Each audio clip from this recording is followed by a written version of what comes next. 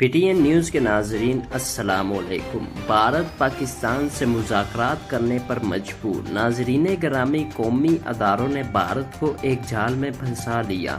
پاکستان اور بھارت کے درمیان مذاکرات کا دوبارہ آغاز۔ پاکستان بھارت سے کون سے مطالبات منوانے جا رہا ہے؟ کہ پاکستان نے کشمیر کے بارے میں بھی کوئی ایسے اقدامات کر لیے ہیں جن سے بھارت پریشان ہے، یا ان مذاکرات کے پیچھے کوئی خاص مقاصد کار فرما ہے؟ آج ہم آپ کو بھارت اور پاکستان کے درمیان ہونے والے مذاکرات کے بارے میں بتائیں گے جو اس ماہ 23 اپریل کو ہونے جا رہے ہیں۔ ناظرین، جیسا کہ آپ جانتے ہیں کہ بھارت ہمارا ازلی ابدی دشمن ہے اور ہمیشہ سے ہی پاکستان کے خلاف جارحیت اور سازشوں کا جال بنتا آیا ہے، لیکن اس کی سب ریشہ دوانیوں کے باوجود پاکستان کا بال بھی بھاکا نہیں کر سکا، اور پاکستان اللہ کے فضل و کرم سے ہمیشہ ترقی کی راہ پر گامزن رہا ہے۔ عالمی سطح پر بھی پاکستان نے سفارتی طور پر اپنا ایک کردار اجاگر کیا ہے اور دنیا کو اس بات کا یقین دلا دیا ہے کہ پاکستان ایک امن پسند ملک ہے۔ اس کے برعکس پاکستان نے ہر محاذ پر دشمن کا منہ توڑ جواب دیا ہے، جس کا نتیجہ یہ نکلا ہے کہ بھارت کو پسند کرنے والے ممالک میں سے اکثر اب پاکستان کی طرف رخ پھیرنے پر مجبور ہو رہے ہیں، اور ان کو بھارت کی ریشہ دوانیوں کا پورا یقین ہو چکا ہے، جس وجہ سے بھارت پر ایک عالمی دباؤ بڑھ گیا ہے۔ اس کے ساتھ ساتھ بھارت کے اندر کا انتشار بھی پاکستان کے لیے مفید ثابت ہوا، کیونکہ کسان تحریک جو بعد میں خالصہ تحریک کا حصہ بن گئی، اس تحریک نے بھی پاکستان سے مداخلت کی اپیل کی تھی۔ بھارت کی ہر میدان میں پنگا بازیاں ان کو مہنگی پڑ رہی ہیں۔ کبھی وہ سرحدی علاقوں میں جارحیت کا مرتکب ہوتا ہے تو کبھی آبی و وسائل میں گڑبڑ کرتا ہے اور دریاؤں کے رخ پھیرنے کی باتیں کرتا ہے، لیکن پاکستان کی وزارت خارجہ نے بھی اور پاکستان کے شیر دل وزیر اعظم نے بھی بھارت کو تمام دنیا میں ننگا کر دیا ہے اور اس کی تمام چالوں کو دنیا کے سامنے پیش کر دیا ہے، جو اس سے دنیا بھی بھارت پر لان تان کر رہی ہے۔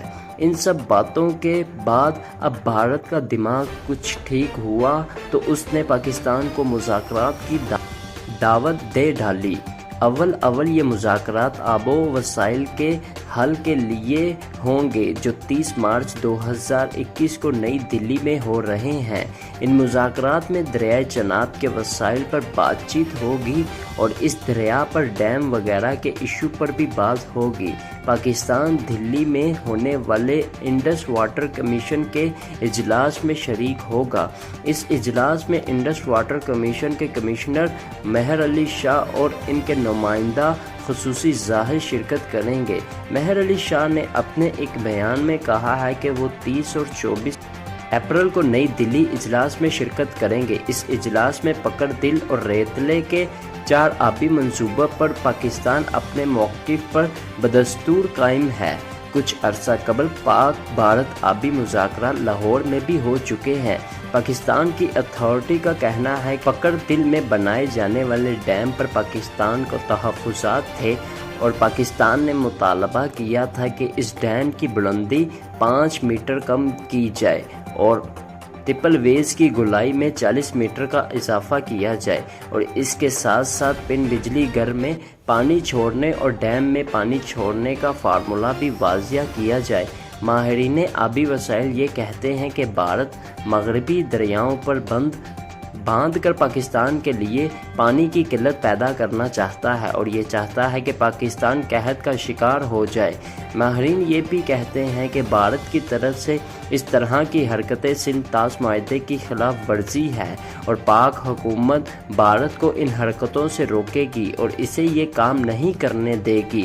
جیسا کہ آپ جانتے ہیں کہ ہمارا ملک ایک زرعی ملک ہے اور زراعت کے لیے پانی کی وافر مقدار کا ہونا فصلوں کے لیے ضروری ہے، اور اگر مناسب مقدار میں فصلوں کو پانی نہ ملے تو برباد ہو جاتی ہیں۔ اس لیے سندھ طاس کا معاہدہ بڑی اہمیت کا حامل ہے۔ یہ معاہدہ 1948 میں ہوا تھا جب بھارت نے مشرقی دریاؤں کا پانی بند کر دیا تھا۔ اس کشمکش کی وجہ سے عالمی طور پر مداخلت کی گئی اور آخر کار ایوب دور میں بھارت کے ساتھ 1960 میں ایک معاہدہ طے پایا گیا جسے سندھ طاس کا معاہدہ کہتے ہیں۔ اس معاہدے کے تحت دریائے سندھ کے ذریعے آنے والی پانی کو، جس کی مقدار اوسطاً 167 ملین ایکڑ پانی کو پاکستان اور بھارت کے درمیان تقسیم کر دیا گیا، جس کی 3 مغربی دریاؤں یعنی سندھ، جہلم اور چناب سے آنے والے 80% پانی پر پاکستان کا کنٹرول ہوگا۔ اس پانی کی مقدار 133 ملین ایکڑ فٹ بنتی ہے، جبکہ بھارت کے پاس مشرقی دریاؤں یعنی راوی، ستلج اور بیاس کا کنٹرول ہوگا۔ چونکہ مغربی دریاؤں میں کئی دریا بھارت اور مقبوضہ کشمیر سے نکلتے تھے، اس لیے بھارت کو زرخیزہ کرنے کے لیے بھی ایک بڑی مقدار کی اجازت بھی دی گئی اور ڈیم بنانے کی بھی۔ اس پانی کی مقدار جو بھارت زرخیز کر سکتا تھا 1.6 ملین ایکڑ فٹ تھی، لیکن بھارت نے معاہدے کی اس شق کو پاکستان کے خلاف استعمال کرنا شروع کر دیا اور یہ تاثر دینے کی کوشش کی کہ پاکستان بھارت کے ساتھ کھلواڑ کر رہا ہے۔ بھارت نے اس معاہدے کی خلاف ورزی کرتے ہوئے پاکستان کی دریاؤں پر بند باندھنے شروع کر دیے اور اب بھی کئی ایک ڈیم بنانے کی کوشش میں ہیں۔ اس کے ساتھ ہی 30 سے زیادہ آبپاشی کی منصوبہ مکمل کر لیے گئے ہیں۔ ایک خبر کے مطابق بھارت اب 15 ارب روپے کی لاگت سے ایک نئے منصوبے کا آغاز کر رہا ہے، جس میں 1800 میگا واٹ کا ٹوال کوٹ پاور پروجیکٹ بھی شامل ہے۔ بدنصیبی یہ ہے کہ پاکستان کی سابقہ حکومتوں نے بھارت سے اس کے خلاف نہ کبھی احتجاج کیا، نہ کبھی بھارت کو اس بات پر آمادہ کیا کہ وہ ان ایشوز پر مذاکرات کرے، نہ ہی کبھی کشمیر کے مسئلے کو عالمی سطح پر اٹھانے کی کوشش کی، بلکہ بھارت کے ساتھ اپنی ذاتی دوستیاں نبھاتے رہے۔ لیکن اب پاکستان نے بھارت کو جس انداز میں ڈیل کیا ہے وہ قابل تحسین ہے۔ پاکستان کے مقدر اداروں نے بھارت کے تمام منفی پروپیگنڈا کی کلی کھول کر رکھ دی ہے تاکہ عالمی برادری کو علم ہو جائے کہ بھارت کے اندرونے اور بیرونے میں کتنا فرق ہے۔ پاکستان نے بالاکوٹ اور 27 فروری کو ابھینندن کی گرفتاری کے بعد عالمی طور پر بھارت کی جو سبکی ہوئی ہے اس میں پاکستان کی افواج کا ایک بڑا دخل ہے۔ دوسری طرف بھارت کے اندر کا انتشار بھی بھارت کے لیے موت کا پیغام ہے، جس کی وجہ سے پوری دنیا بھارت کو دہشت گرد قرار دینے پر مجبور ہے۔ اسی وجہ سے جب بھارت نے دیکھا کہ اب بھاگنے کا کوئی راستہ نہیں ہے تو اس نے پاکستان سے مذاکرات کی ٹھانی اور سندھ طاس معاہدے پر عمل کرنے کے لیے تیار نظر آتا ہے۔ ان مذاکرات کو پاکستان کی ایک کامیابی کہا جائے تو غلط نہ ہوگا، کیونکہ عرصہ دراز کے بعد آخر بھارت اپنی لائن تبدیل کرنے کو تیار ہوا ہے اور امید کی جاتی ہے کہ اب بھارت مجبور ہوگا کہ کشمیر کے ایشو پر بھی بات کرے اور کشمیریوں کو ان کا حق دے کر انہیں آزاد کرے۔